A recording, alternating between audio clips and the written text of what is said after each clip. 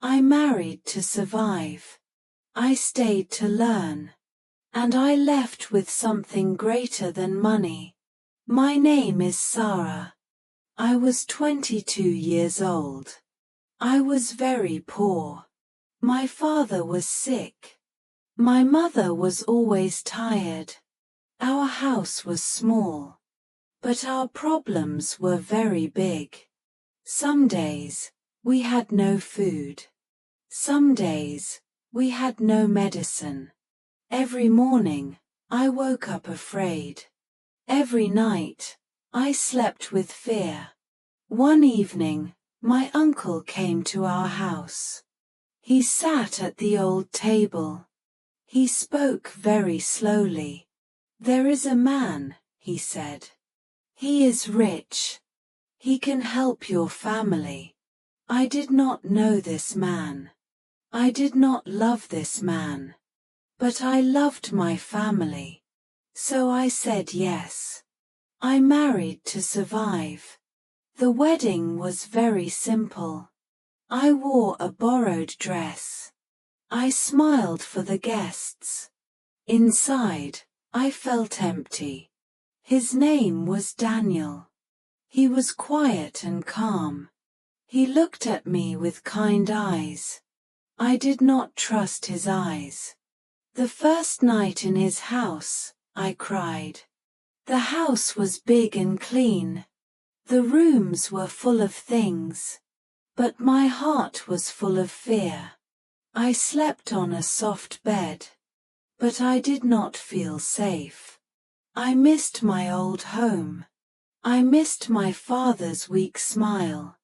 Days passed. I waited for anger. I waited for shouting. I waited for control. But Daniel did not shout. He woke up early. He made tea for me. He left a small note. "Good morning, Sarah. I hope you sleep well." I said nothing. I did not smile. Every week, he sent money. Money for my parents. He never used it against me. He never said, "You owe me." I watched him quietly. He worked long hours. He came home tired. But he always brought fruit for me. One night, he came home very late. His shirt was dirty. His hands were shaking. "What happened?" I asked. "Nothing," he said. "It is fine." But his eyes told another story. Later, I saw his phone. A message was on the screen. Payment received for extra shifts. He worked at night. He worked extra hours. He worked so my parents could eat. My chest felt tight. He is not my enemy, I thought. I am his stranger. I stayed to leer. I watched how he spoke. He spoke softly to waiters. He spoke kindly to his mother. He said thank you many times. He never called me selfish. He never called me poor. He always asked, "Are you okay?" I began to notice small things. He folded my scarf carefully. He put my shoes near the door. He turned off lights to save money. One rainy night, I got sick. I had a high fever.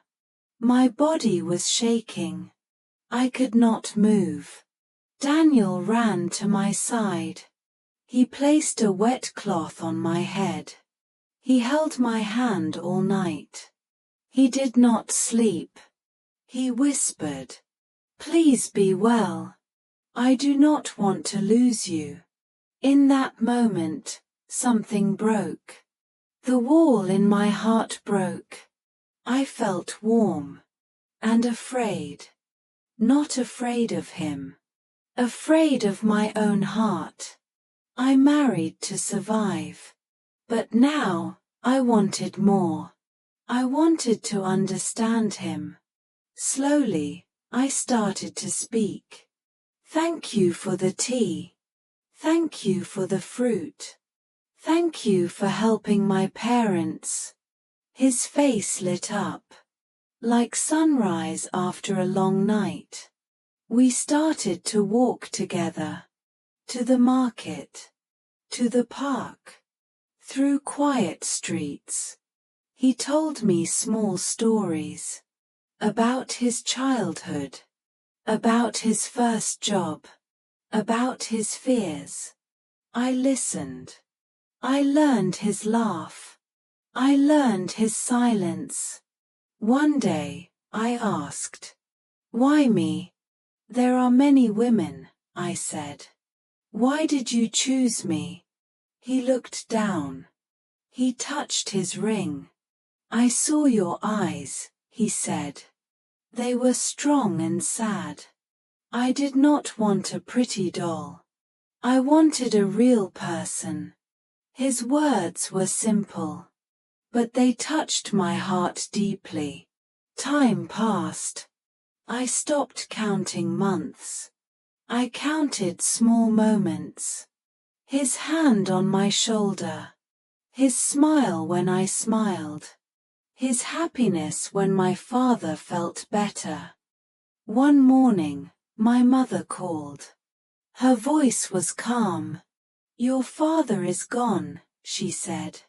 I fell to the floor. The world became quiet. Daniel sat beside me. He said nothing. He just held me. I cried for hours. I cried for my father. I cried for my old life. I cried for the girl who married to survive. Days later, I said to Daniel, "You gave him time. You worked so he could live longer." He shook his head. "No, Sarah," he said. "You gave him hope." Years passed slowly. Our house stayed simple. Old chairs. Old curtains. But I changed. My heart changed. I stopped counting money.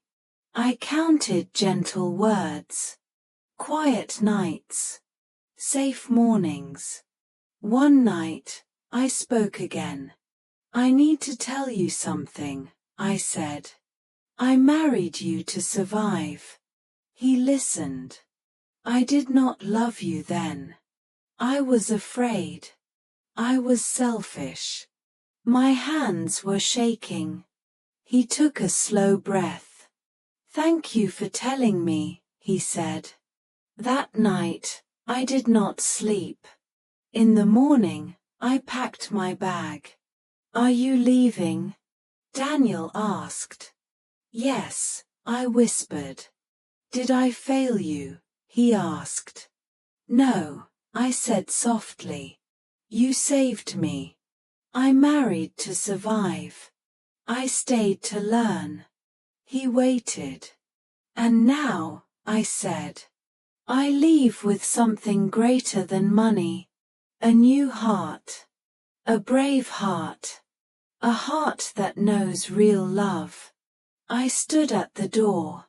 "Daniel," I said, "you taught me love without price. I cannot pay you back." I smiled. A real smile. I stepped into the world. I had little money, but I was not poor. Because sometimes, you do not stay. Sometimes, you must go. Not to run from love, but to protect it. I married to survive. I stayed to learn. And I left with the courage to love the right way.